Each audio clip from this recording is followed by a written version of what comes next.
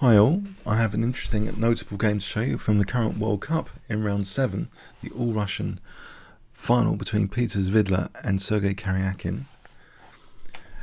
Peter Svidler kicked off with knight f3, and we have after knight f6 g3, so it's a King's Indian attack style system. White is playing in effect a King's Indian in reverse. d5, bishop g2, e6.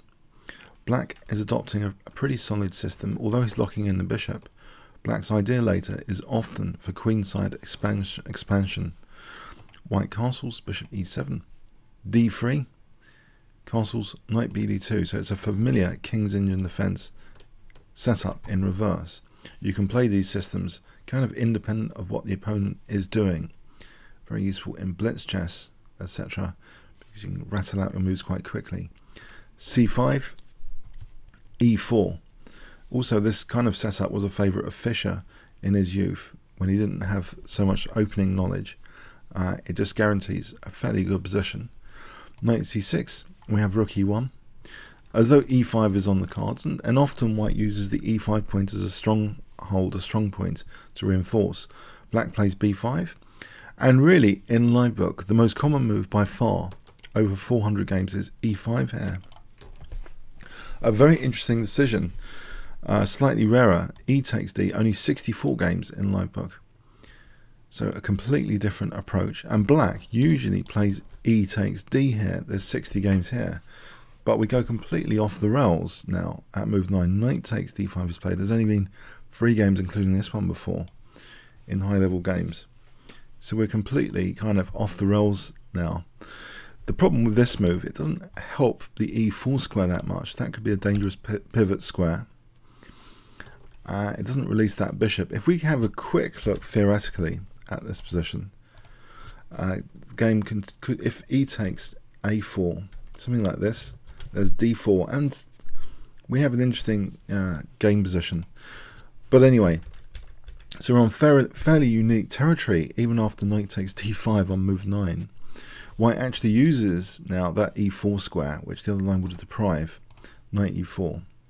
And it has extra venom here. It's not only supporting a bishop g5, but it's also eyeing that c5 pawn. So there's a potential vulnerability now in Black's position, c5, in some variations. We have bishop b7. And now actually White plays c3, depriving Black of the possibility things like knight d4. We have a6, and now a4, tempting Black to weaken the light squares. Black actually did play b4 here, putting some pressure on c3. And now bishop g5 is played, trying to provoke some weaknesses on this diagonal if Black plays f6. Now, if bishop takes g5, knight f takes g5, you see that c5 is hanging and queen h5 is on the cards. And it's actually difficult for Black here. If h6, we can just play knight takes c5, hitting b7 as an example. So this is provoking some light square weaknesses when Black plays f6. White is also immediately potentially threatening knight takes c5 now with that pin. So f6 was played, and the bishop drops back and protects c3. So any kicking of the knight might go to g5, for example, not worrying about c3. We have e5. Now here, although Black has this kind of bind on the d4 square, White is ready to break this bind, break out of the bind with rook c1, putting pressure for d4 to open up the c file and maybe expose this diagonal. When there's weaknesses in the position, like around the king, sometimes a pawn sacrifice is extra effective. The d4 pawn sacrifice here promises quite a few things, not just to underline the diagonal, but also potentially expose the c file, also potentially liberate this bishop, and maybe even provide a target on b7. So it's a very interesting pawn sack idea, which is on the cards here, and is actually, after rook f7, is actually played here, d4. Black takes on c3, and we have c takes d4, c takes d4, And you see white's pieces are pretty liberated now. The diagonal looks a bit more sensitive. Black took on d4, knight takes, e takes. So black is officially a pawn up, but after queen b3, with a position under fire, it really is under fire, this position. What does black actually do about the pressure here? It's tricky already. There's all sorts of dangerous possibilities. Black defends b7, and we have rook b1 pinning that bishop, a nasty pin. We have queen d7 maintaining that nasty pin, and now white puts on great pressure in the position with this move rook ec1 for knight c5 to put a huge pressure potentially on d5. Once the bishop takes and rook takes, we'll have huge pressure on d5 as well as that pinned piece. And here black has to play extremely accurately to survive this position. In fact, probably one of the more accurate moves is h6, and white will just be better after knight c5, bishop takes, rook takes, knight c3, trying to get out of the problems, sacking a pawn back, and this might be black's best hope, but white's better here. It's looking pretty nasty. Okay, but if that's the best, then that's a miserable position. Black played queen e6, and now black's position is ready to fall apart, really. This gigantic pin and the pressure on d5 is too much to bear after knight c5. Black takes, rook takes c5.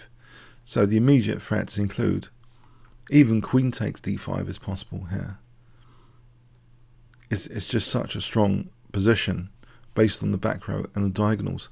But bishop takes and rook takes, these are all threatened now. So rook d8 tending to d5. And yes, rook s7 seems useful to defend b7 here. But the d5 pressure just needs these pieces to be undermined. And in fact, bishop a5 does that. This is a very, very difficult position. Now, where does the rook go? Has to try and keep on d5. We have rook d6. But now, a crushing move, queen c4 threatening, rook takes b7. And after taking on d5, just netting material. And it will also be potentially skewing the queen to the king, pinning the queen to the king. Black is in a desperate state here. It's just falling apart, this position.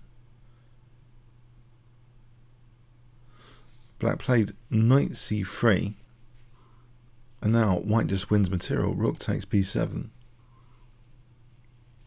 This doesn't work for black, this queen e1 check. White just plays bishop f1. After knight e2 check, this is just desperate. Queen takes e2. White just massively material up. Black resigned here. If queen takes e2, then instead of just taking the queen, check first. There's no easy way of handling that. Then white is massively material up. Yes, it's just an impossible position to actually defend pressure here earlier at this point. The pressure is absolutely enormous. Just check this a little bit with a Kibitzer here. If you might think, well, bishop a8, we're just throwing this check just to demonstrate a few things. Take here.